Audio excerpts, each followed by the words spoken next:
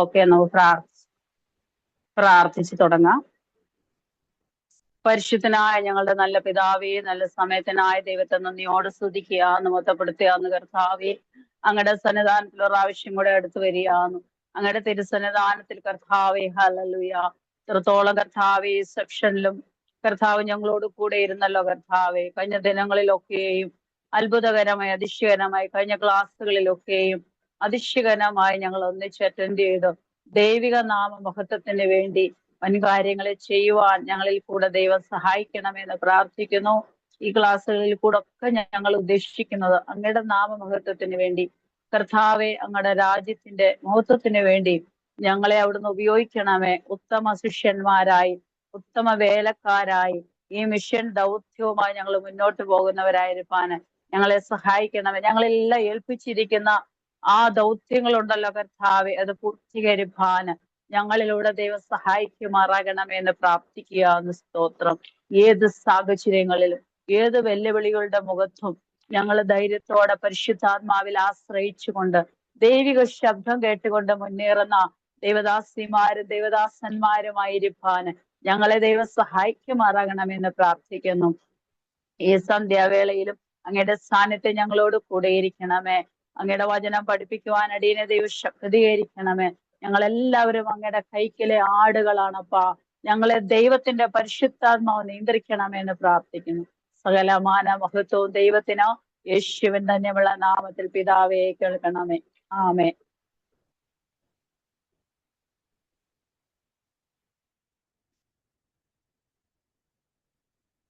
ക്രിസ്തയേശുവിന്റെ നാമത്തിൽ ഒരിക്കൽ കൂടി എന്റെ സ്നേഹവന്ദനത്തെ അറിയിക്കുന്നു.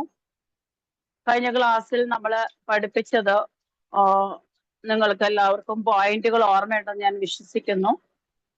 പിന്നെ ആരെങ്കിലും ഒരാള് കഴിഞ്ഞ പ്രാവശ്യം പഠിപ്പിച്ചതിന്റെ ആ പോയിന്റ്, ജസ്റ്റ് ആ പോയിന്റ് ഒന്ന് റീഡ് ചെയ്താല് നന്നായിരിക്കും. കഴിഞ്ഞ ക്ലാസ്സിൽ അറ്റൻഡ് ചെയ്യാത്ത ദേവദാസന്മാർക്കും ദേവദാസിമാർക്കും അത് ഗുണമായി തീരും. അതുകൊണ്ടാണ് ഒന്ന് റീഡ് ചെയ്യാൻ പറഞ്ഞത്. ഓക്കെ, പോയിന്റ് ബൈ പോയിന്റ് ആയിട്ട് സ്പീഡിൽ ഒന്ന് റീഡ് ചെയ്ത് തരും. മുന്തിരിവള്ളി, ദൈവസ്നേഹം,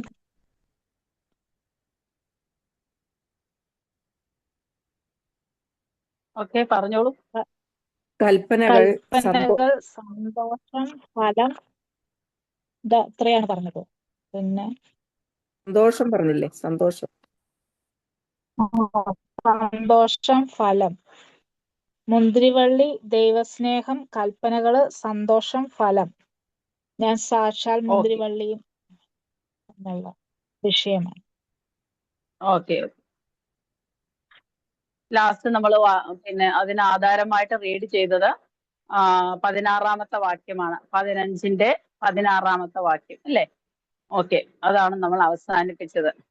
അപ്പോൾ നമ്മൾക്ക് എപ്പോഴും നമ്മൾ ചിന്തിക്കേണ്ട ഒരു കാര്യം എന്തെന്ന് ചോദിച്ചാല്, കർത്താവിന്റെ നാമത്തിന് വേണ്ടി നിൽക്കുമ്പോൾ നമ്മുടെ ജീവിതത്തില് ഈ പറഞ്ഞിട്ടുള്ള മുന്തിരി വള്ളിയോട് ചേർന്ന് കൊമ്പുകൾ വസിക്കണം അല്ലെ? അതൊന്ന്. അതുപോലെ ഓരോ പോയിന്റ്സുകളും നിങ്ങൾ നോട്ട് ഔട്ട് ചെയ്തു, നിങ്ങൾ പറയുകയുണ്ടായി. അതുപോലെ നമ്മൾ ആയിരുന്നെങ്കിൽ മാത്രമേ കർത്താവിന്റെ നാമത്തിന് വേണ്ടി എന്തെങ്കിലും നമ്മൾക്ക് ചെയ്യുവാൻ സാധിക്കുള്ളൂ. എന്തെങ്കിലും എന്നുള്ള പദം ഞാൻ മാറ്റിവെക്കുന്നു. കർത്താവ് ഉദ്ദേശിക്കുന്നത് പോലെ കർത്താവിന്റെ സ്നേഹം നമ്മളിൽ വസിക്കുവാനും അങ്ങനെ കർത്താവിന്റെ പിന്നെ സ്നേഹത്തിൽ കൂടെ ഉള്ള ആനന്ദം നമ്മളിൽ കൂടെ പൂർണ്ണമാകുവാനും കർത്താവ് ആഗ്രഹിക്കും. അപ്പൊ സ്നേഹത്തിൽ കൂടെയുള്ള ഒരു ആനന്ദമുണ്ട് നമ്മൾക്ക് ലഭിക്കേണ്ടത്. നമ്മളെ തന്നിഷ്ടപ്രകാരം പോയാൽ ആനന്ദം പൂർത്തീകരണത്തിൽ കൊണ്ടുവരാൻ കഴിയുകയില്ല. നമ്മൾ എപ്പോഴും ചിന്തിക്കേണ്ട ഒരു കാര്യമുണ്ട്. ഞാൻ ഒരു ഉദാഹരണം നിങ്ങൾക്ക് പറഞ്ഞുതരാം. എപ്പോഴും എന്നെ കഴിഞ്ഞ പ്രാവശ്യം ഞാൻ പ്രാർത്ഥന റൂമിലിരുന്നപ്പോൾ കർത്താവ് എന്നോട് സംസാരിച്ച ഒരു ഉദാഹരണം ഞാൻ നിങ്ങളോട് പറയാനായിട്ട് ആഗ്രഹിക്കുന്നു. എപ്പോഴും ദൈവത്തിന്റെ ആത്മാവ് എന്തെങ്കിലും ഒക്കെ ആയിട്ട് സംസാരിക്കും. അതിൽ ഒരു ഉദാഹരണം, അത് എല്ലാവർക്കും സിമ്പിൾ ആയിട്ടുള്ളൊരു ഉദാഹരണമാണ്. അതായത് കർത്താവ് ഒരു ഇടയനായിട്ട് ആടുകളെ മേയ്ക്കുന്ന ഒരു ഉത്തമ ഇടയനായി, നല്ല ഇടയന്റെ ഒരു ഉദാഹരണമാണ് എനിക്ക് കാണിച്ചു തന്നത്. അപ്പൊ ഒരു നല്ല ഇടയനായ കർത്താവ് എപ്പോഴും ആടുകളെ മേയ്ക്കുന്ന എങ്ങനായിരിക്കും? നിങ്ങളൊന്ന് ഉദ്ദേശിച്ച് നോക്കിക്കേ. നമ്മൾ മനുഷ്യരാണ്, നമ്മളെ അങ്ങ് വിട്ടേരെ. ആടുകളുടെ ഉദാഹരണം തന്നെ എടുക്കാം. ഒരു നല്ല ഇടയനായ ഒരു വ്യക്തി എങ്ങനെയാണ് ആടുകളെ നല്ല രീതിയിൽ മേയിച്ചുകൊണ്ട് പോകുന്നത്? നിങ്ങൾക്കറിയാം, വളരെ സിമ്പിൾ ആയിരിക്കും അദ്ദേഹത്തിന്റെ ഫുഡ് സിമ്പിൾ ആയിരിക്കും, അദ്ദേഹത്തിന്റെ ഡ്രസ്സിങ് സിമ്പിൾ ആയിരിക്കും, അദ്ദേഹം ധരിച്ചിരിക്കുന്ന ഈവൻ ചപ്പൽ പോലും, സാൻഡിൽ പോലും സിമ്പിൾ ആയിരിക്കും. എല്ലാം സിമ്പിൾ ആണ് അല്ലെ? ഒരു നോക്കുകയാണെങ്കിൽ ഒരു ലാവിഷായിട്ടുള്ള ഒരു ഒരു ഒരു രീതി അല്ലായിരിക്കും അദ്ദേഹത്തിന്റെ. അപ്പൊ അങ്ങനെയാണെങ്കിൽ പിന്നെ അത് തന്നെയുമല്ല, ആടുകളെ എത്ര നല്ല നല്ല മേടുകളിലേക്കാ കൊണ്ടുപോകുന്നതെന്ന് അറിയാമോ? കാട് പിടിച്ച ഏരിയയിലും മുള്ളുള്ള ഏരിയയിലും ഒന്നുമല്ല കൊണ്ടുപോകുന്നത്. ഏറ്റവും നല്ല ശ്രേഷ്ഠമായ പച്ചപ്പുല്ല് എവിടെയാണോ കിട്ടുന്നത്, ശ്രേഷ്ഠമായ പച്ചപ്പുല്ലിന്റെ അരികിലേക്ക് കൊണ്ടുപോകും. അതിന്റെ ഉദ്ദേശം എന്തുവാ? നല്ല രീതിയിലുള്ള പുല്ലുകൾ കഴിക്കട്ടെ എന്നുള്ള, തിന്നട്ടെ എന്നുള്ള ഉദ്ദേശത്തിലേക്കാണ് പച്ചപ്പുല്ലിന്റെ ആ അനുഭവത്തിലേക്ക് കൊണ്ടുപോകുന്നത്. അങ്ങനെയുള്ള ഇടങ്ങൾ കണ്ടുപിടിക്കും നല്ല ഇടയൻ. ഓക്കെ, അപ്പൊ അതാണ് ഒരു ഉത്തമ ഇടയന്റെ ഉദാഹരണം. പിന്നെ വെള്ളം കുടിക്കാൻ വെള്ളം വേണമല്ലോ. നല്ല നീർത്തോടുകൾ എവിടേക്കാണെന്ന് നേരത്തെ ഫൈൻഡ് ഔട്ട് ചെയ്ത് വെച്ചിട്ടുണ്ടാവും. അഥവാ തനിക്ക് അറിയിച്ചില്ലെങ്കിൽ പോലും താനെ ഇന്ന ഏതെല്ലാം ഏരിയകളിലാണ് നല്ല വെള്ളമുള്ള, നല്ല നീർത്തോടുകൾ ഉള്ളത് എന്ന് അത് ഫൈൻഡ് ഔട്ട് ചെയ്ത് ആ ലൊക്കേഷൻ ഇന്ന ഇടത്തുണ്ടെന്ന് താനത് സെർച്ച് ചെയ്ത് എന്ത് ചെയ്യും? ആ മേഖലയിലേക്ക് ഈ ആടുകളെ കൊണ്ടുപോകും. കാരണം ഒരാടല്ല, മനസ്സിലായോ? ഒത്തിരി ആടുകളുണ്ട്. ഈ ഇത്രയും വലിയ കൂട്ടത്തെ ആടുകളെ നയിക്കണമെങ്കിൽ ഒരു സിമ്പിൾ ആയിട്ടുള്ള ഏരിയയിൽ കൊണ്ടുപോയാൽ പറ്റത്തില്ല. പുല്ലാണേലും നല്ല രീതിയിലുള്ള പുല്ലുകൾ കിട്ടണം, നല്ല എന്ന് പറഞ്ഞാൽ മേച്ചരമായത് കിട്ടണം അല്ലെ? എന്നാലേ അതുങ്ങൾ നിന്ന് വയറ് നിറച്ച് കഴിച്ച് സംതൃപ്തരാകത്തുള്ളൂ. അതാണ് ഇടയന്റെ സ്നേഹം ആടുകളോടുള്ള. അപ്പം അവർക്ക് കൊടുക്കുന്ന ആ വയറ് നിറച്ചു കൊടുക്കുന്ന ആ പുല്ലിന്റെ ആ അളവ് കൊണ്ടൊക്കെ ഈ ആടുകൾ വളരെ സന്തോഷവാന്മാരായിത്തീരും. ഇടയൻ പറയുന്നിടത്തൂടെ അവർ പോകും. വയറൊക്കെ നിറഞ്ഞു, പിന്നെ അവർക്ക് എവിടെയും പോകേണ്ട ആവശ്യമില്ല. മനസ്സിലായോ? അതുപോലെ വെള്ളം ആവശ്യത്തിന് നല്ല നീരുറവയിൽ നിന്ന് നല്ല ഇടയൻ കുടിപ്പിച്ചു. പിന്നെ അവർക്ക് എവിടെയും പോകേണ്ട ആവശ്യമില്ല. ആ ഇടയൻ പറയുന്നത് പോലെ എന്ത് ചെയ്യും? ആ ഇടയന്റെ മുന്നിലോട്ടോ അല്ലെങ്കിൽ പുറകിലോട്ടോ, ഇടയൻ മുന്നിലാ പോകുന്നെങ്കിൽ ഇടയനെ ചുറ്റി ആ ശബ്ദം കേട്ട് ആടുകൾ പോകും. അല്ല, ഇടയൻ അതിനെ മുന്നിലോട്ടാ നയിച്ചുകൊണ്ട് പോകുന്നെങ്കിൽ ഇടയന്റെ കയ്യിലെ വടിയുണ്ട്, ആ വടിയുടെ ശബ്ദത്തിനൊത്ത് ആടുകൾ മുന്നോട്ട് നീങ്ങുന്നതായിട്ട് കാണാം. മനസ്സിലായോ? അതാണ് ഉത്തമ ഇടയന്റെ ഒരു സവിശേഷത. അതാണ് ദൈവത്തിന്റെ ആത്മാവ് എന്നെ കഴിഞ്ഞ പ്രാവശ്യം ഇങ്ങനെ കാണിച്ചു തന്നു. നല്ലൊരു ഉത്തമ ഇടയനായിട്ടാണ് ഞാൻ നിങ്ങൾക്ക് വേണ്ടി ഈ ഭൂമിയിൽ അവതാരമെടുത്തത്. ഈ ഭൂമിയിൽ ഞാൻ നിങ്ങൾക്ക് വേണ്ടി കഷ്ടം സഹിച്ചത്, ഈ ഭൂമിയിൽ മനുഷ്യരെ തേടി വന്നത് നല്ലൊരു ഇടയനായത് കൊണ്ടാണ്. എന്റെ ഒരേ ഒരു ആഗ്രഹമുള്ളൂ, ഒരാട് പോലും നശിച്ചു പോകില്ല എന്നുള്ളൊരു ആഗ്രഹമാണ് ഇടയനുള്ളത്. അതാണ് കർത്താവിനോട് പറഞ്ഞത്. എന്ന് പറഞ്ഞാല് ഒരു മനുഷ്യൻ പോലും നശിച്ചു പോകാൻ പാടില്ല. ആ ഒരു ഉദ്ദേശത്തിലേക്കാണ് ഞാൻ വന്നത്. അതുകൊണ്ട് എത്ര സിമ്പിൾ ആണെന്ന് കർത്താവ് ഓർത്തു നോക്കിയേ. ആ ഇടയനെ പോലെ തന്നെ സിമ്പിൾ ആയിരുന്നു. ഒരു എന്താ പറയുന്നത്, സിദ്ധിയും കർത്താവിനില്ലായിരുന്നു. ഒരു ലാവിഷില്ലായിരുന്നു. അതോടെ തന്നെ ഒരു നിർബന്ധ ബുദ്ധി ഇല്ലായിരുന്നു. എന്ത് കൊടുത്താലും കഴിക്കും. ഏത് പട്ടണത്തിലും പോകുമായിരുന്നു, ഏത് ഗ്രാമങ്ങളിലും പോകുമായിരുന്നു, ആരുടെ വീട്ടിൽ വിളിച്ചാലും പോകും, ഏത് രോഗികൾക്ക് വേണ്ടി പ്രാർത്ഥിക്കാൻ വിളിച്ചാലും രോഗികൾക്ക് വേണ്ടി പ്രാർത്ഥിക്കും. ഒറ്റ ഒരു കാര്യമേ കർത്താവ് അവരോട് ചോദിച്ചുള്ളൂ, നിങ്ങൾക്ക് വിശ്വാസമുണ്ടോ? മനസ്സിലായോ? വിശ്വാസമുണ്ടോ? നിങ്ങളുടെ വിശ്വാസ പ്രകാരമാണ് വിടുതൽ നടക്കുന്നത്. അപ്പൊ കർത്താവ് ആഗ്രഹിക്കുന്ന എന്താ? കർത്താവിൽ കൂടുതൽ വിശ്വസിക്കുന്നവരാൽ ഈ അടയാളങ്ങൾ നടക്കും, വിശ്വസിക്കുന്നവരാൽ ഈ അത്ഭുതങ്ങൾ നടക്കും. അതാണ് കർത്താവ് തന്റെ കുഞ്ഞുങ്ങളെ കൊണ്ട് ആഗ്രഹിക്കുന്നത്, തന്റെ മക്കളെയും കൊണ്ട് അതാണ് കർത്താവ് ആഗ്രഹിക്കുന്നത്. അപ്പൊ അങ്ങനെ വരുവാണെങ്കിൽ നമ്മളിൽ എന്ത് ചെയ്യും? കർത്താവ് ആഗ്രഹിക്കുന്നത് പോലൊരു ഫലം കാണുവാൻ കാരണമായി തീരും. അങ്ങനെയാണെങ്കിൽ കർത്താവിന്റെ സ്നേഹം നമ്മളിൽ വസിക്കുകയും കൽപ്പനകളൊക്കെ നമ്മൾ പ്രമാണിക്കുമ്പോഴാണല്ലോ സ്നേഹം വസിക്കുന്നത്.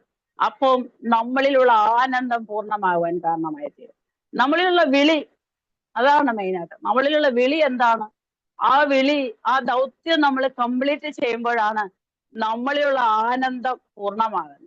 അല്ലെങ്കിൽ നമ്മൾക്കെല്ലാം വിളിയുണ്ട്, തെരഞ്ഞെടുപ്പുമുണ്ട്, പക്ഷെ നമ്മളെ കൊണ്ട് കഴിയുന്നില്ല അത് ചെയ്യാൻ. അങ്ങനെ ഒരു സാഹചര്യമാണെങ്കിൽ നമ്മൾ അസംതൃപ്തരാണ്.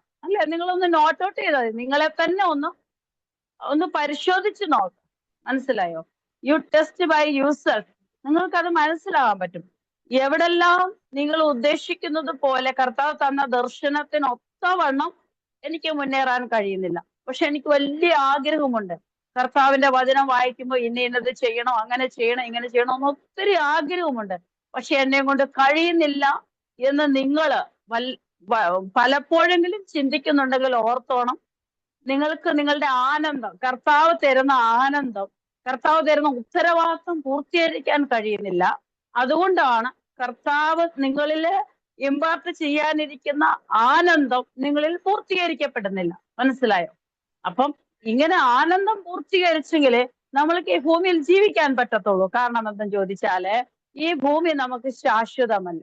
ഈ ഭൂമിയിൽ നമ്മൾക്ക് എന്തെല്ലാം ഉണ്മാനും ഉടുക്കുവാനും കുടിപ്പാനും കഴിപ്പാനും ഒക്കെ ഉണ്ടെങ്കിലും ഉണ്ടല്ലോ, നമുക്ക് സംതൃപ്തി വരത്തില്ല. കാരണം എന്താ? നമ്മൾ കർത്താവിന്റെ ദൗത്യം നമ്മൾക്ക് ഉദ്ദേശിക്കുന്ന പോലെ ചെയ്യാൻ കഴിയുന്നില്ല.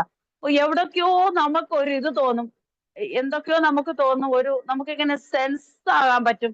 ഇന്ന മേഖലകളിൽ ഞാൻ ശൂന്യതയാണ് അനുഭവിക്കുന്നത്, ഇന്ന മേഖലകളിൽ ഞാൻ ശൂന്യതയാണ് അനുഭവിക്കുന്നത് നമ്മൾക്ക് തന്നെ തോന്നും. മനസ്സിലായോ? എന്തെല്ലാം നമ്മളെ പട്ടുമെത്തയിൽ കൊണ്ടിരുത്തിയെന്ന് പറഞ്ഞാലും, ഇനി രാജാവിന്റെ കൊട്ടാരത്തിൽ കൊണ്ടിരുത്തിയെന്ന് പറഞ്ഞാലും, നമ്മളിൽ ദൈവം തന്നിരിക്കുന്ന ദർശനം പൂർത്തീകരിച്ചില്ലെങ്കിൽ നമ്മൾക്ക് എന്തൊക്കെയോ എവിടേക്കോ അസ്വസ്ഥത ഉണ്ടാകുന്നതായിട്ട് കാണുവാൻ സാധിക്കുന്നു.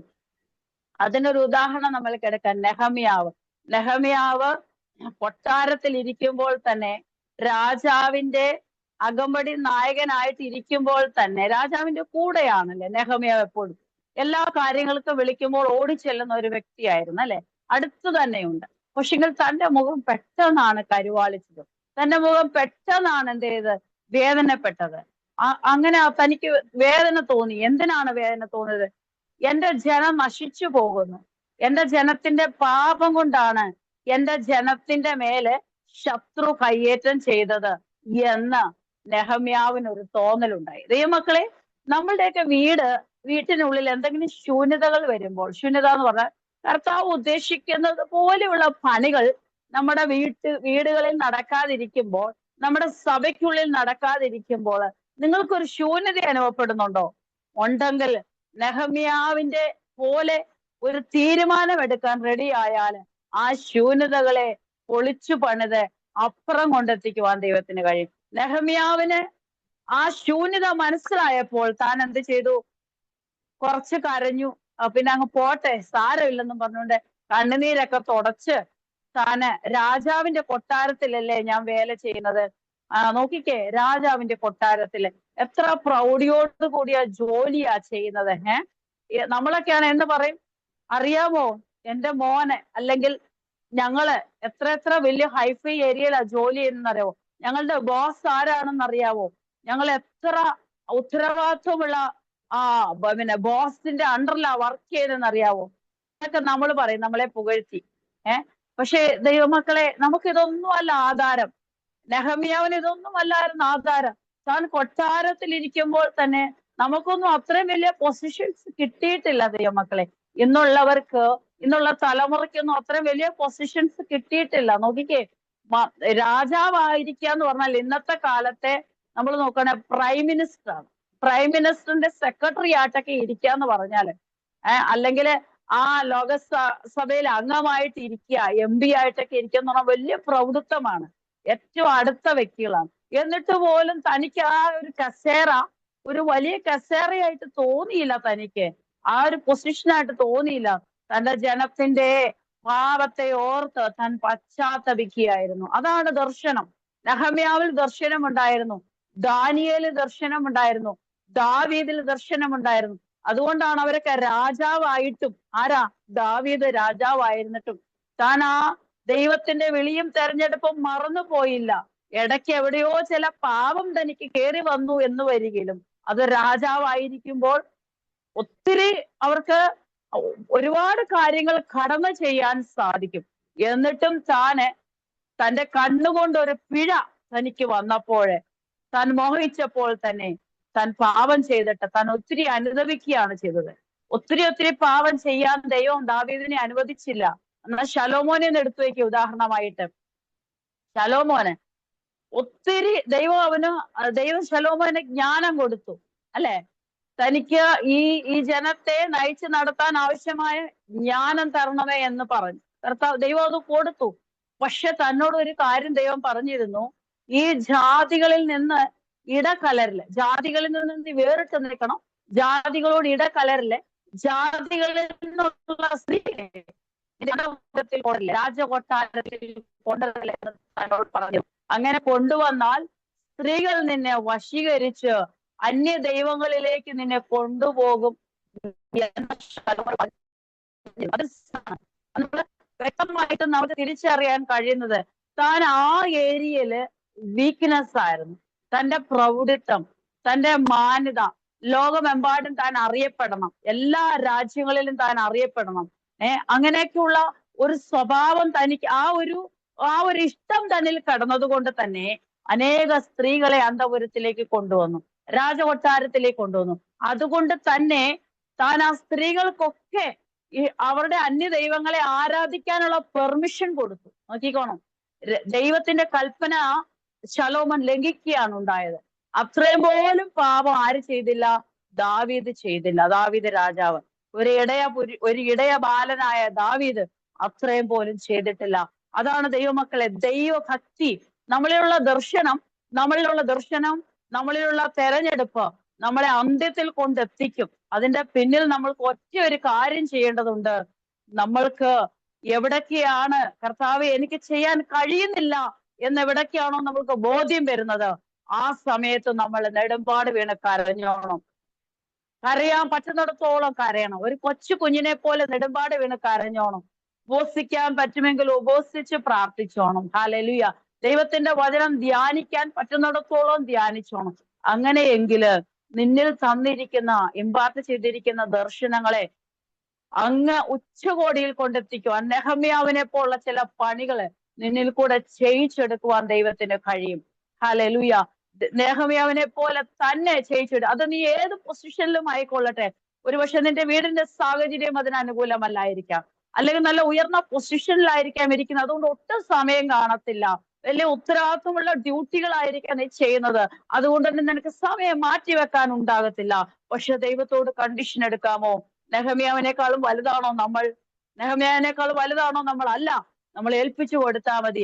നിന്റെ ആ സാഹചര്യത്തിന്റെ പരിമിതിയേറിയ സാഹചര്യത്തിന്റെ ഉള്ളിലും നിന്നിൽ ഇമ്പാർട്ട് ചെയ്തിരിക്കുന്ന ദൗത്യമുണ്ടല്ലോ, ആ ദർശനമുണ്ടല്ലോ, നിന്നിൽ അങ്ങ് കൊണ്ടെത്തിക്കുവാന്, ആ അക്കരെ കൊണ്ടെത്തിക്കുവാൻ ദൈവത്തിന് നിന്നെ കൊണ്ട് ഉദ്ദേശമുണ്ട്. പക്ഷെ നമ്മൾ ആരും കരയാൻ റെഡിയല്ല, ഏൽപ്പിച്ചു കൊടുക്കാൻ റെഡിയല്ല.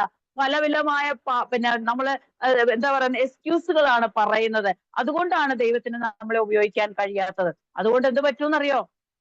പാതി വഴിയില് ഉപേക്ഷിച്ച ദർശനം പോലെ ഇരിക്കും. ദർശനം ഫുള്ള് കംപ്ലീറ്റ് ചെയ്യാൻ പറ്റത്തില്ല നമ്മളിൽ കൂടെ ദൈവത്തിന്.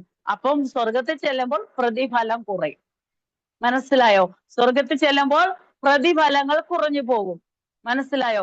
ലഭിക്കേണ്ടത് അത്രത്തോളം നമുക്ക് ലഭിക്കാതെ പോകും. നമ്മൾ ദൈവത്തിന്റെ മുൻപിൽ നാണിച്ച് നിൽക്കേണ്ടി വരും. മനസ്സിലായോ? ഈ പറയുന്ന ഞാനടക്കം നമ്മൾക്ക് എല്ലാവർക്കും പരിമിതികളുണ്ട്. ഏതെല്ലാം ദൈവത്തോട് മാക്സിമം പറഞ്ഞോണം, കർത്താവേ എന്റെ പരിമിതികളെ ഒന്ന് മാറ്റിയിട്ട്, എന്റെ സാഹചര്യങ്ങളെയൊക്കെ ഒന്ന് മാറ്റിയിട്ട്, എനിക്ക് വലിയ ആഗ്രഹമുണ്ട് അപ്പാ, എന്നെ അയക്കണമേ, എന്നെ ഉപയോഗിക്കണമേ, പ്രാർത്ഥിക്കാൻ എന്നെ ഉപയോഗിക്കണമേ, കരയാൻ എന്നെ ഉപയോഗിക്കണമേ എന്ന് നമ്മളൊന്ന് നെടുമ്പാട് വീണ് കരഞ്ഞു നോക്കിയേ, പ്രാർത്ഥിച്ചു നോക്കിയേ. ദൈവം ചെയ്യാൻ ഉദ്ദേശിക്കുന്നൊക്കെ നമ്മളിൽ കൂടെ ചെയ്തെടുക്കും. സ്വല്പമൊക്കെ ഒരു പക്ഷെങ്കിൽ നമ്മൾ മനുഷ്യരായതുകൊണ്ട് സ്വല്പമൊക്കെ വിട്ടുവീഴ്ച ദൈവം നമ്മൾക്ക് വിട്ടുതരും. മനസ്സിലായോ? നമ്മളുടെ സാഹചര്യങ്ങളുണ്ട്, നമ്മുടെ ബുദ്ധിമുട്ടുകൾ കൊണ്ട്. പക്ഷെങ്കില് ആ ദർശനം നിന്നിൽ കൂടെ കംപ്ലീറ്റ് ചെയ്യിക്കുവാൻ ദൈവം നിങ്ങളെ ഉപയോഗിക്കുക തന്നെ ചെയ്യും. ഹല്ലേലൂയ. അതുകൊണ്ട് ആ കാര്യം നമ്മൾ മറന്നു പോകരുത് ദൈവമക്കളെ. ദൈവത്തോട് പ്രാർത്ഥിച്ചാൽ മതി. ദൈവത്തെ കൊണ്ട് അസാധ്യമായത് ഒരു കാര്യമില്ല. നിങ്ങളെ തന്നിരിക്കുന്ന ഉത്തരവാദിത്തങ്ങള് ദൈവം അന്ത്യത്തോളം പൂർത്തിയായിരിക്കാൻ ശക്തനാണ്. ഒരുപക്ഷെ ഈ ക്ലാസ് ഇന്നുകൊണ്ട് ഇവിടെ അവസാനിച്ചായിരിക്കാം, അല്ലെങ്കിൽ ഒരുപക്ഷെ ഒരു ക്ലാസ്സും കൂടെ കാണുമായിരിക്കാം, എനിക്കറിയില്ല. പക്ഷെങ്കിൽ നിങ്ങൾ തന്നിരിക്കുന്ന ദർശനമോ അവസാനിക്കാത്തതാണ്. അന്ത്യം വരെ കർത്താവ് നിങ്ങളുടെ കൂടെ ഇരിക്കുന്നവനാണ്. നിങ്ങൾ തന്നിരിക്കുന്ന ദർശനം അന്ത്യത്തോളം കണ്ടിരിക്കുന്നവൻ അത് പൂർത്തീകരിക്കുക തന്നെ ചെയ്യും. അത് മറന്നു പോകരുത്. ഓക്കെ, നമ്മൾക്ക് അടുത്ത വേഴ്സസിലേക്ക് പോവാം. 15-ന്റെ നമ്മൾ കഴിഞ്ഞ പ്രാവശ്യം 16-ാമത്തെ വാക്യമാണല്ലോ വായിച്ചത് അല്ലേ? ഓക്കെ, ഇനിയിപ്പോ നമ്മൾക്ക് 18 മുതൽ 27 വരെയുള്ള വാക്യത്തിലെ ചില സാരാംശങ്ങൾ പറയാനായിട്ട് ആഗ്രഹിക്കുന്നു. അതിന്റെ 18 മുതൽ 27 വരെയുള്ള വാക്യങ്ങള്. ക്രിസ്തുവിന്റെ അനുയായികളായതിനാൽ ലോകം ആരെ വെറുക്കുന്നു? നമ്മളെ വെറുക്കുന്നു. കാരണം ലോകം ആദ്യം യേശുവിനെ വെറുത്തിരുന്നു. ഞാൻ പോയിന്റ്സ് മാത്രം പറയാം, എല്ലാ എക്സ്പ്ലനേഷൻ ചെയ്യുന്നില്ല. അത് 18 മുതൽ 27 വരെയുള്ള വാക്യങ്ങൾ എടുത്തു കാണിക്കുന്നത് ലോകത്തിന് നമ്മളോടുള്ള വൈര്യഭാവമാണ്, ലോകത്തിന് നമ്മളോടുള്ള എതിർപ്പാണ് കാണുന്നത്.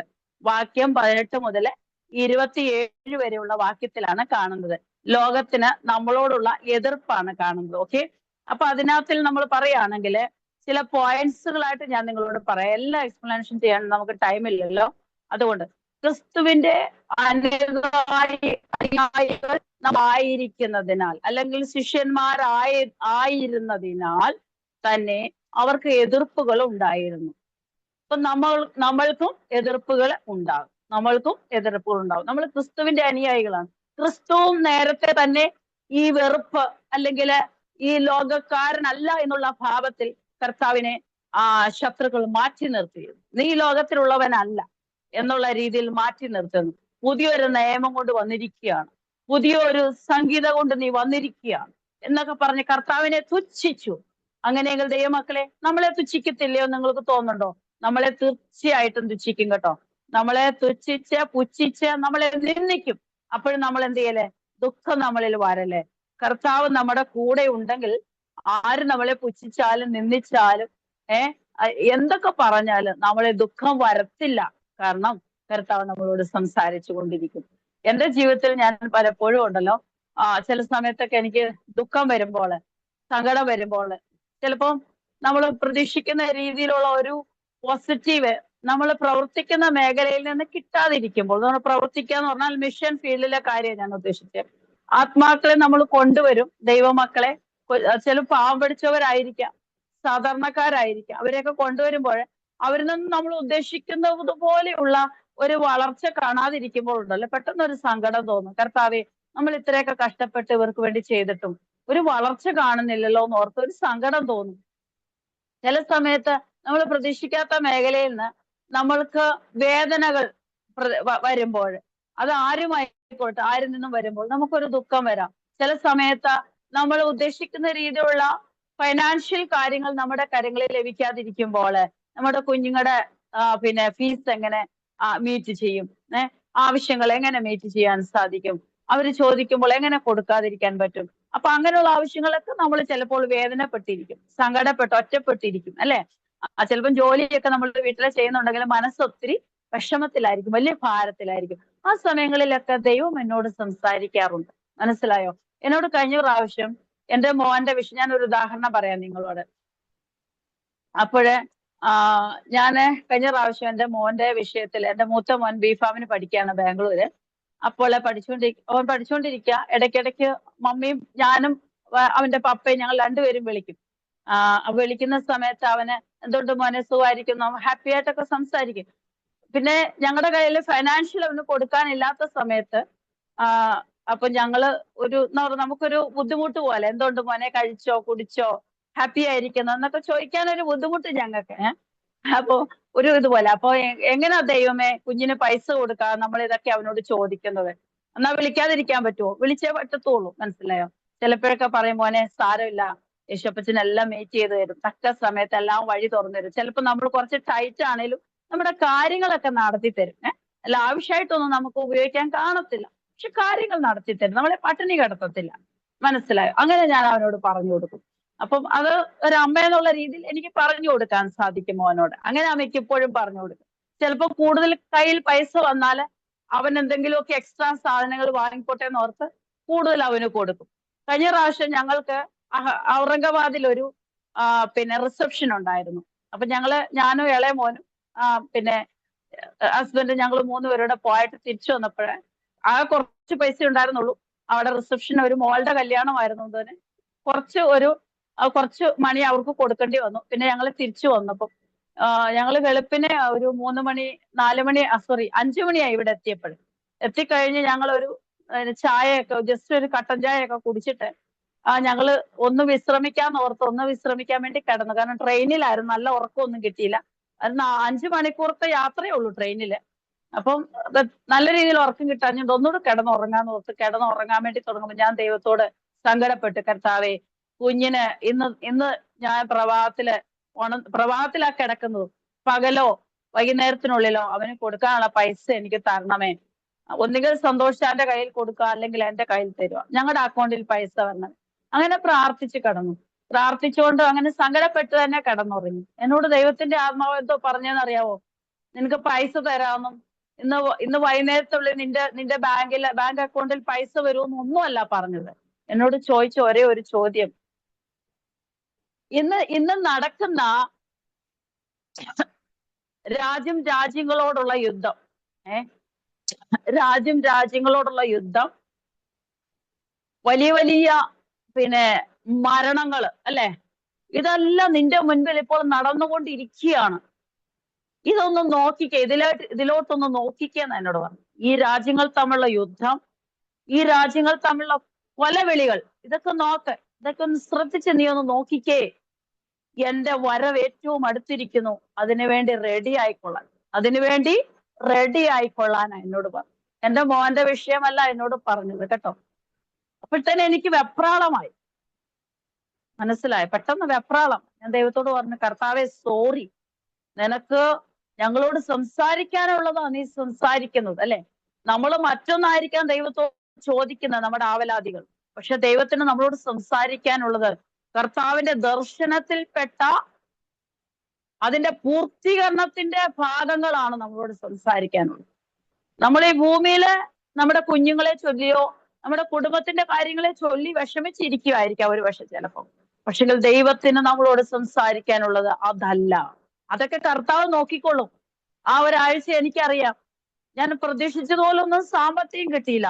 പക്ഷെ എന്റെ ആത്മീയ മനുഷ്യനെ ഉയർത്തി ദൈവം. ആത്മീയ മനുഷ്യനെ ഒന്നും കൂടെ പ്രാർത്ഥിക്കുവാന്, ഒന്നുകൂടെ ആരാധിക്കുവാന്, പുത്തൻ അന്യഭാഷ വരദാനങ്ങളോടുകൂടെ ഒന്നുകൂടെ ദൈവത്തെ സ്തുതിക്കുവാൻ എനിക്ക് കഴിയും. പഴയ അന്യഭാഷകളോട് കൂടിയല്ല, പുതിയ അന്യഭാഷകളിൽ കൂടെ ഒന്ന് ദൈവത്തെ സ്തുതിക്കുവാൻ നമ്മളൊന്ന് ഉണർന്നു നോക്കിക്കേ.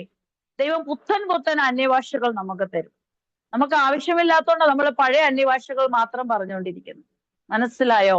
ഞാൻ എന്നെല്ലാം ദൈവസന്നിധാനത്തില് ദൈവത്തിന്റെ ആത്മാവിനോട് കൃത്യമായി ഇടപെടുന്നുവോ, അത് ഒരുപക്ഷെ ഒരു ദർശനത്തിൽ കൂടെ ആയിരിക്കാം, വെളിപ്പാടിൽ കൂടെ ആയിരിക്കാം. കൃത്യമായി ഇടപെടുമ്പോൾ എന്റെ അന്യഭാഷയുടെ തലങ്ങൾ മാറും.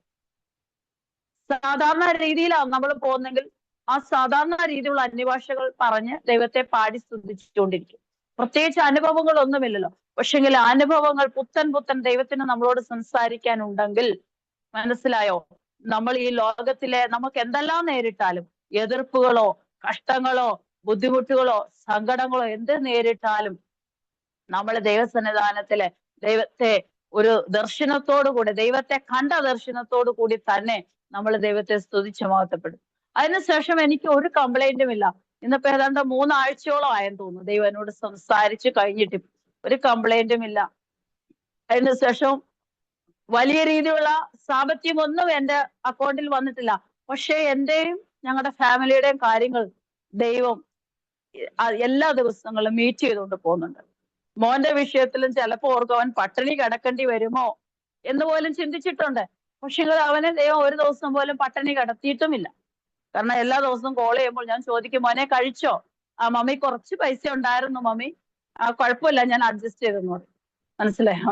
ചിലപ്പോൾ വലിയ തുകയൊന്നും ഞങ്ങളുടെ ഇട്ട് കൊടുക്കാൻ കാണത്തില്ല. ചെറിയ തുകയാണേലും അവൻ ആ ദിവസത്തേന് മീറ്റ് ചെയ്യാനുള്ള കൊടുക്കും. പിന്നെ അടുത്ത ദിവസത്തെ ദൈവം നോക്കിക്കോളൂന്നേ. നമുക്കെന്നാ, അടുത്ത ദിവസത്തെ കൊടുക്കാനുള്ള ദൈവം തന്നോളും. ആ ഒരു രീതിയിലാണ്. മനസ്സിലായോ ദൈവമക്കളെ? നമ്മളെല്ലാവരും സാധാരണക്കാരാണെന്നങ്ങ് ചിന്തിച്ചോ.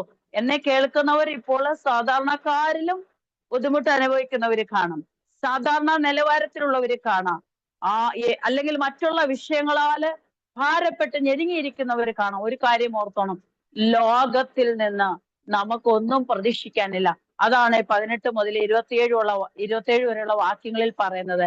നമ്മൾ ക്രിസ്തുവിന്റെ അനുയായികൾ ആയതിനാൽ തന്നെ നമ്മളെ ലോകത്തിലുള്ള മനുഷ്യര് വെറുക്കും. ഈ ലോക ശക്തികൾ നമ്മളെ വെറുക്കും. ഏതാണ് ലോകശക്തികൾ? ഈ ലോകത്തിന്റെ പ്രഭുവായ പൈശാചിക മണ്ഡലങ്ങൾ നമ്മളെ വെറുക്കാൻ വേണ്ടി പലരെയും ഉപയോഗിക്കും ആയുധമായിട്ട്. അവന് ഡയറക്റ്റ് വരാൻ പറ്റത്തില്ല. ആർക്ക്? പിശാചിന് ഡയറക്റ്റ് വരാൻ പറ്റത്തില്ല. അതിന് നമ്മളെ തമ്മിലടുപ്പിക്കുവാന് ഒരു കൂട്ടം ജനങ്ങളെ അവൻ തയ്യാർ ചെയ്ത് വെച്ചിരിക്കുക. മനസ്സിലായോ? അത് ജാതികളിൽ നിന്ന് ഒരു കൂട്ടരെ അവൻ തയ്യാർ ചെയ്ത് വെക്കും. സഭയ്ക്കുള്ളിൽ നിന്ന് ഒരു കൂട്ടരെ അവൻ തയ്യാർ ചെയ്ത് വെക്കും. ഫാമിലിയുടെ ഉള്ളിൽ നിന്ന്, ഫാമിലി എന്ന് പറഞ്ഞാൽ നമ്മുടെ സ്വന്തം ഭാര്യ ഭർത്തൃ മക്കളിൽ നിന്നുള്ള അർത്ഥമല്ല ഞാൻ ഉദ്ദേശിച്ചത്. അതുപോലെ അവൻ തയ്യാർ ചെയ്ത് വെക്കും.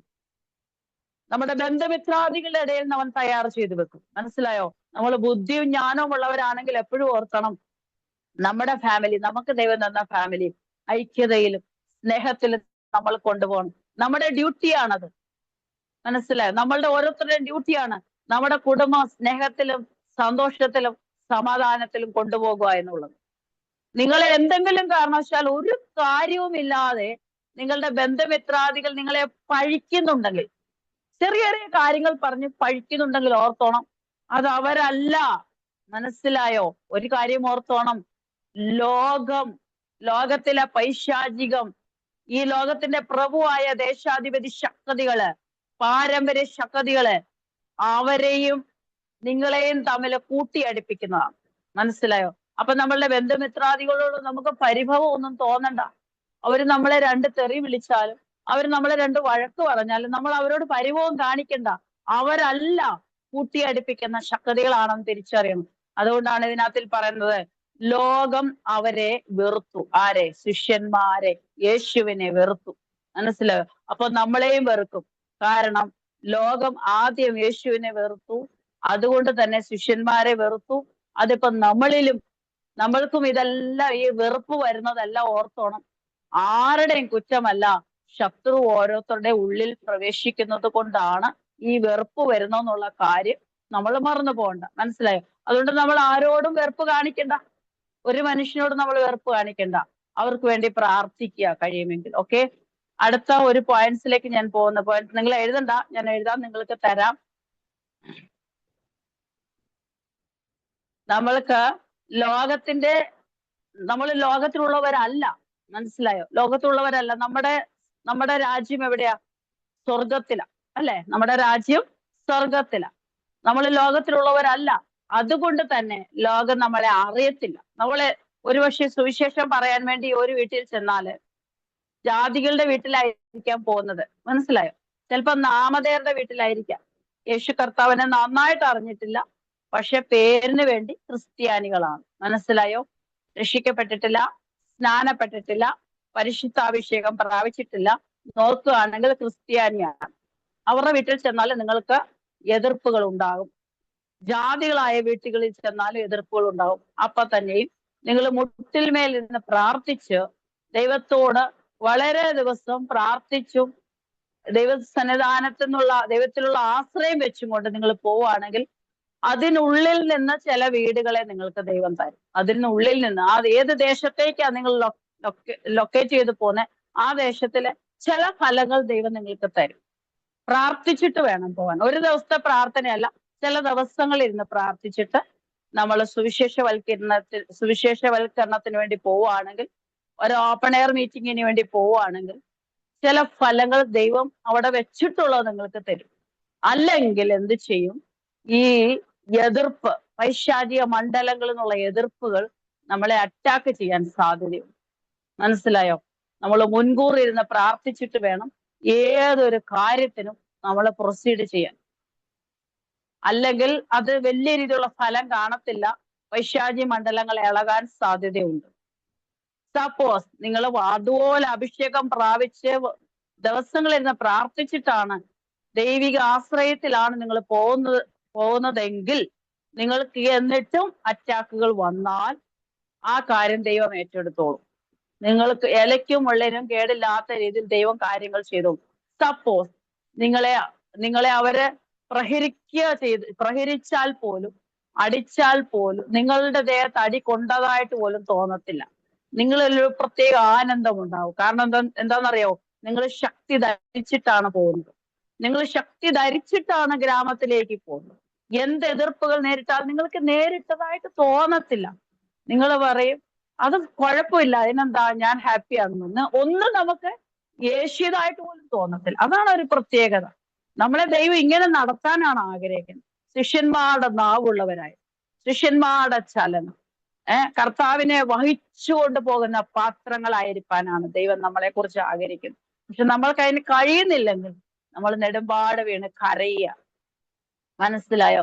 നമ്മളുടെ പാപങ്ങളെ ഏറ്റു പറയുക, നമ്മളുടെ കുറവശങ്ങളെ ഏറ്റു പറയുക. കരഞ്ഞ് എല്ലാ ദിവസവും ഒന്ന് പ്രാർത്ഥിച്ചു നോക്കി. നമ്മൾ ഒരു നേരമല്ല പ്രാർത്ഥിക്കേണ്ടത്, ഇടയ്ക്കിടയ്ക്കിടയ്ക്ക് സമയം കണ്ടെത്തി പ്രാർത്ഥിക്കണം.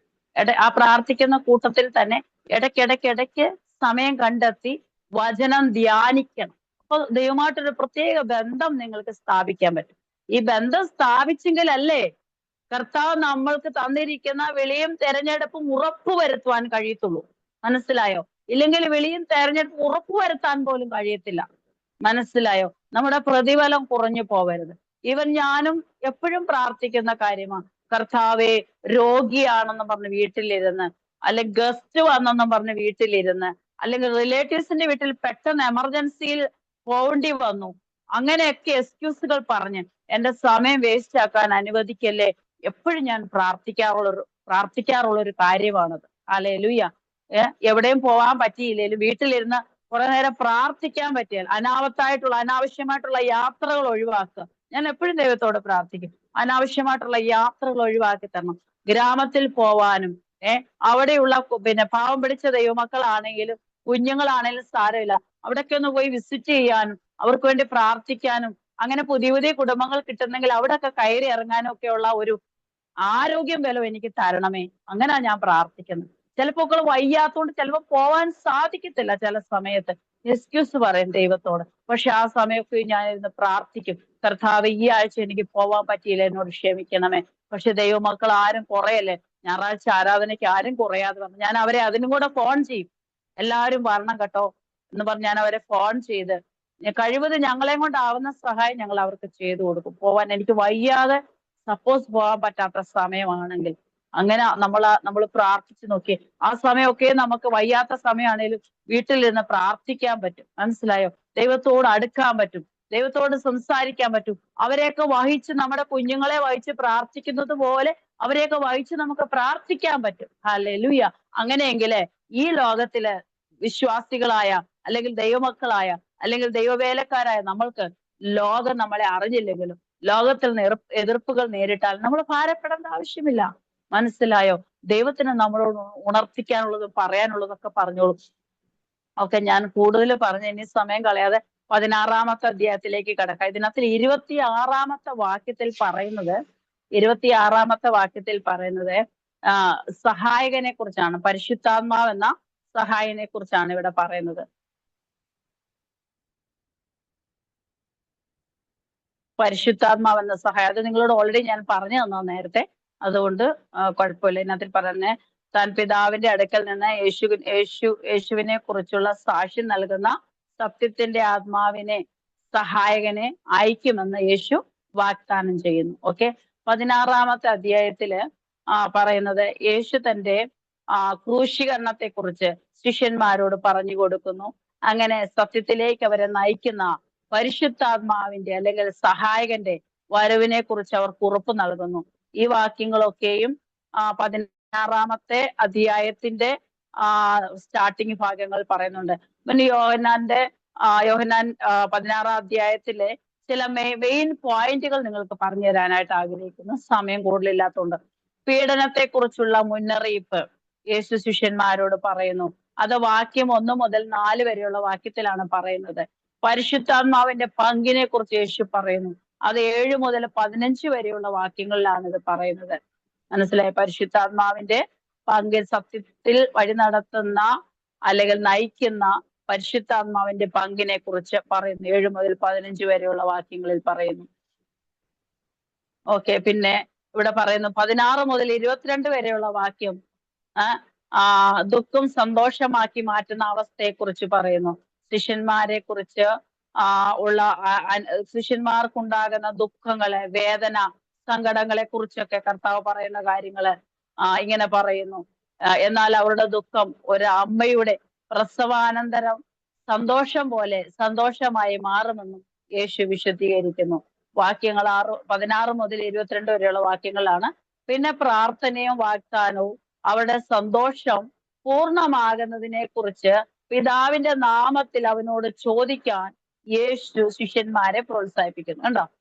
പ്രാർത്ഥന, വാഗ്ദാനങ്ങൾ, നമുക്കുള്ള വാഗ്ദാനങ്ങൾ. അപ്പൊ അത് പ്രാർത്ഥനയിൽ കൂടെ മാത്രമേ നമ്മൾക്കുള്ള വാഗ്ദാനങ്ങൾ പൂർത്തീകരിക്കപ്പെടുന്നുള്ളൂ. അപ്പൊ നിങ്ങൾക്ക് ചില വാഗ്ദാനങ്ങൾ ദൈവം തന്നിട്ടുണ്ടോ? അത് പ്രാർത്ഥനയിൽ കൂടെ മാത്രമേ നിങ്ങൾക്ക് ലഭ്യമാകുള്ളൂ. അപ്പോൾ അങ്ങനെ ലഭിക്കുമ്പോൾ നമ്മളുടെ സന്തോഷം പൂർണ്ണമാകുവാൻ കാരണമായി തീരും. അത് പിതാവിന്റെ നാമത്തിൽ നമ്മൾ ചോദിച്ചു വാങ്ങണം. നമ്മുടെ ദൈവമക്കളെ, നമ്മൾ പ്രത്യേകിച്ച് കേവലം ഒരു സഹോദരി സഹോദരന്മാരല്ല, മറിച്ച് നമ്മൾക്കെല്ലാം വായ്പത്വങ്ങളുണ്ട്. ആ കാര്യം നമ്മൾ മറന്നു പോകരുത്. നമ്മളത് ചോദിച്ചു വാങ്ങണം. ഓക്കെ, നിങ്ങൾക്കുള്ള നോട്ട്സ് എല്ലാം എനിക്ക് എഴുതാൻ നിങ്ങൾക്ക് പറഞ്ഞു തരാൻ പറ്റുമെന്ന് തോന്നുന്നില്ല. ബാക്കി ഞാൻ കുറച്ച് നിങ്ങൾക്ക് നോട്ട്സ് ആയിട്ട് ഞാൻ ഇട്ട് തരാം കേട്ടോ. ഇന്ന് രാത്രി അല്ലെങ്കിൽ നാളെ ഞാൻ ഇട്ട് തരാം, സിറോക്സ് ചെയ്ത്. ഓക്കെ, നിങ്ങൾ എഴുതിക്കോ, കുറച്ച് ഭാഗം എഴുതിക്കോ. സ്നേഹത്തിൽ നിലനിൽക്കുക. 9-17 വരെയുള്ള വാക്യങ്ങളാണ്. സോറി, 9 മുതൽ 17 ഉള്ള വാക്യം, 15. ഓക്കെ,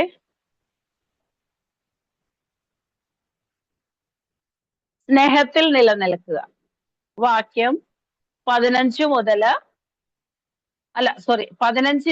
9 മുതൽ 17 വരെ. ഓക്കെ, എഴുതിക്കോ.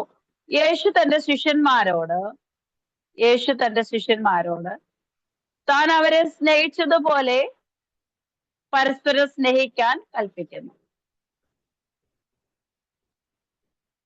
യേശു തന്റെ ശിഷ്യന്മാരോട് താൻ അവരെ സ്നേഹിച്ചതുപോലെ പരസ്പരം സ്നേഹിക്കാൻ കൽപ്പിക്കുന്നു.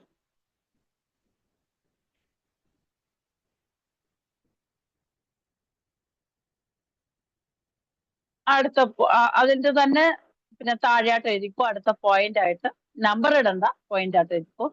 സ്നേഹത്തിൽ നിലനിൽക്കുക,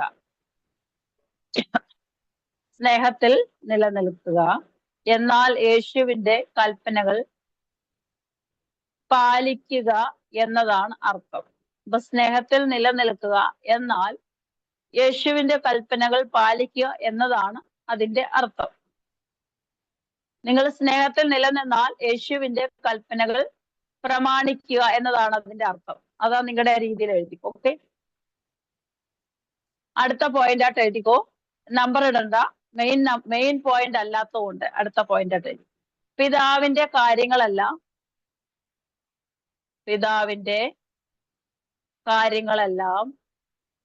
താൻ അവരോട് പറഞ്ഞത്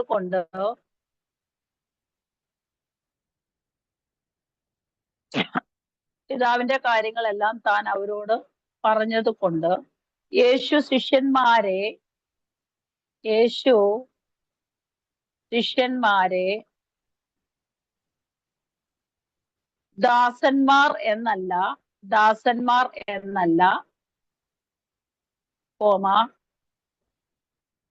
മറിച്ച് കൂട്ടുകാർ എന്ന്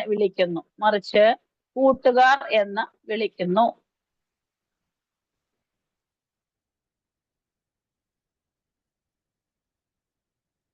അടുത്ത പോയിന്റിൽ എഴുതിക്കോ. നേരത്തെ മെയിൻ പോയിന്റ് ഉണ്ടായിരുന്നല്ലോ, സ്നേഹത്തിൽ നിലനിൽക്കുക എന്ന് പറഞ്ഞല്ലോ, അത് ഒന്നായിട്ടിട്ടു, നമ്പർ 1. ഇനി നമ്പർ 2 ലോകത്തിന്റെ എതിർപ്പ്. നമ്പർ 2, ലോകത്തിന്റെ എതിർപ്പ്. വാക്യം 18 മുതൽ 27 വരെയുള്ള വാക്യങ്ങൾ. 18 മുതൽ 27 വരെയുള്ള വാക്യങ്ങൾ.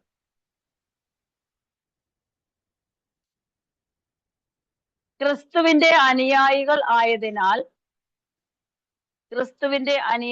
ആയതിനാൽ ലോകം അവരെ വെറുക്കും.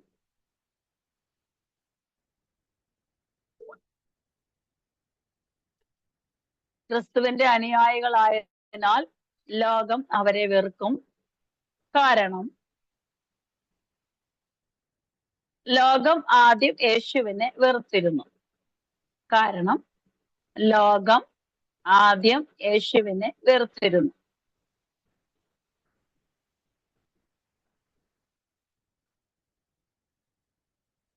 അടുത്ത പോയിന്റ് എന്ന് പറഞ്ഞാൽ അതിന്റെ താഴെ തന്നെ അടുത്ത പോയിന്റ് ആയിട്ട് എഴുതിക്കോ.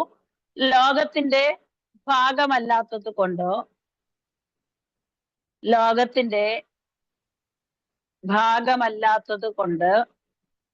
വിശ്വാസികൾക്ക് ഈ എതിർപ്പിനെ നേരിടേണ്ടി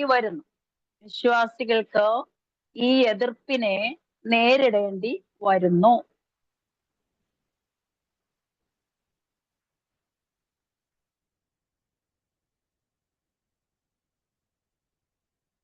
കഴിഞ്ഞോ? എഴുതി കഴിഞ്ഞോ? ഓക്കെ. അടുത്ത മെയിൻ പോയിന്റ് ആണ് സഹായകൻ. മൂന്നാമത്തെ പോയിന്റ് സഹായകൻ.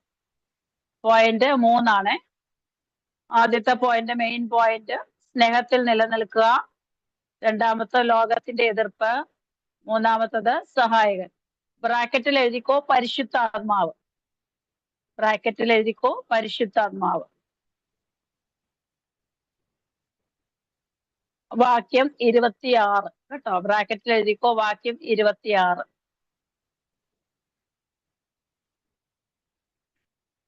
താൻ പിതാവിന്റെ അടുക്കൽ നിന്ന് യേശുവിനെ കുറിച്ച് സാക്ഷ്യം നൽകുന്ന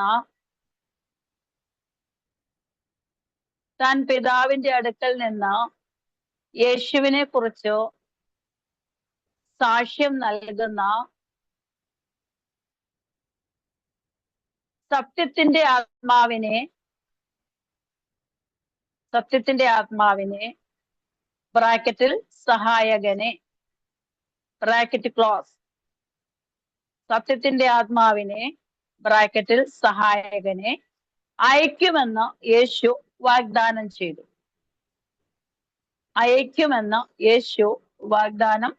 ചെയ്യുന്നു.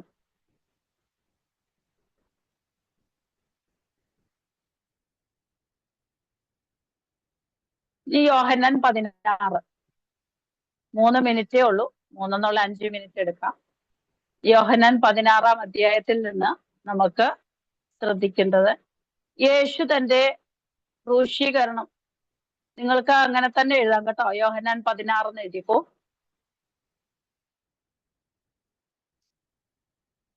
യോഹന്നാൻ 16 എന്ന് എഴുതിയിട്ട് അണ്ടർലൈൻ ചെയ്തേര് കേട്ടോ. അതിനകത്ത് 2-3 പോയിന്റ് പറഞ്ഞിട്ട് പിന്നെ നമ്മൾക്ക് മെയിൻ പോയിന്റിലേക്ക് കിടക്കാം. യേശു തന്റെ വേർപാടിനെ കുറിച്ച് ബ്രാക്കറ്റിൽ ക്രൂശീകരണം.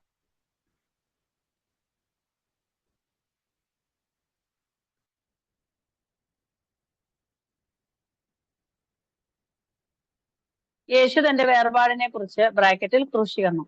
ശിഷ്യന്മാരോട്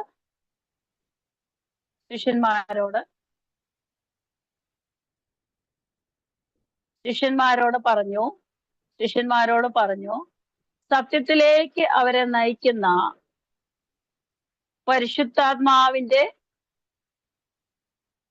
വരവിനെ കുറിച്ച് അവർക്ക് ഉറപ്പ് നൽകുകയും ചെയ്യുന്നു.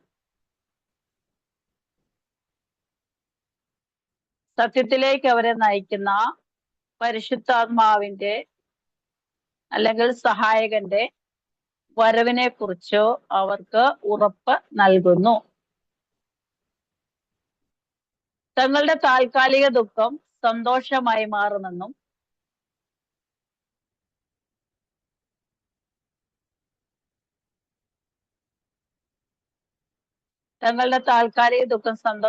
മാറുമെന്നും പിതാവിന്റെ നാമത്തിൽ പ്രാർത്ഥിച്ചാൽ ഉത്തരം ലഭിക്കുമെന്നും യേശു വിശദീകരിക്കുന്നു.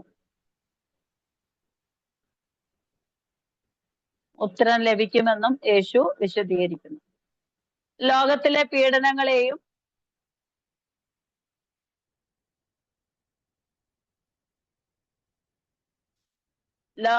പീഡനങ്ങളെയും ക്രിസ്തുവിന്റെ വിജയത്തെയും. ലോകത്തിൽ പീഡനങ്ങളുണ്ട്, പക്ഷെ ക്രിസ്തുവിന് ഒരു വിജയമുണ്ട്. അതാണ് ഈ അധ്യായത്തിൽ വ്യക്തമായി എടുത്തു കാണിക്കുന്നു. ഓക്കെ, ലോകത്തിന്റെ പീഡനങ്ങളെയും ക്രിസ്തുവിന്റെ വിജയത്തെയും പ്രഖ്യാപിച്ചുകൊണ്ടാണ് അധ്യായം അവസാനിക്കുന്നത്. ഈ അധ്യായത്തിന്റെ ഒരു മൊത്തത്തിലുള്ള രൂപരേഖയാണ് നിങ്ങൾക്ക് തന്നത്. ഓക്കെ, ബാക്കിയുള്ള പോയിന്റ്സുകൾ ഇപ്പൊ 10 മണി ആയതുകൊണ്ട് നിങ്ങളിൽ ആരെങ്കിലും ഷുഗർ പേഷ്യന്റ് കാണും, അതുകൊണ്ട് തന്നെ ഒത്തിരി ടൈം എടുക്കുന്നില്ല. ഓക്കെ, ബാക്കിയുള്ള പോയിന്റ്സ് കുറച്ചേ ഉള്ളൂ. അത് ഞാൻ നിങ്ങൾക്ക് സിറോക്സ് ചെയ്ത് നാളെ തന്നെ അയച്ചു തന്നേക്കാം കേട്ടോ. ഇന്നിപ്പോ രാത്രി ആയില്ലേ. ഓക്കെ, ഇത് ഞാൻ ഹാൻഡ് ഓവർ ചെയ്യുന്നു. കൺക്ലൂഷൻ ആരാ ചെയ്യുന്നത് അവരിലേക്ക് ഹാൻഡ് ഓവർ ചെയ്യും.